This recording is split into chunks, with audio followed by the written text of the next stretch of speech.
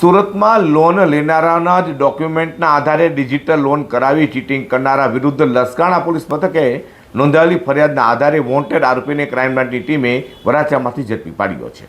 આવનાર દિવાળીના તહેવારને ધ્યાને લઈને સુરત શહેર હદ વિસ્તારમાં કોઈ અનિચ્છનીય બનાવ ન બને અને સુરત શહેરમાં નોંધાયેલા છેતરપિંડી તથા મિલકત સંબંધી ગુનાઓમાં વોન્ટેડ આરોપીને ઝડપી પાડવા સુરત શહેર ક્રાઇમ બ્રાન્ચની અલગ અલગ ટીમો ઉપલી અધિકારીઓના માર્ગદર્શન હેઠળ વર્કઆઉટમાં હતી।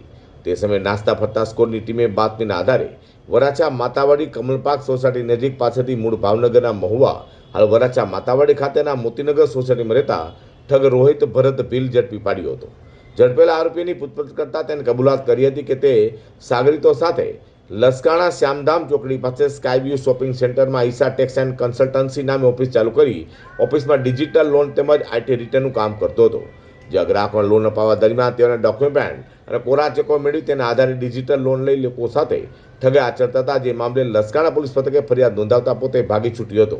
આ તો ક્રાઇમ બ્રાન્ચે રીઢાનો કબજો લસકાણા પોલીસ 735 હાથ ધરી છે।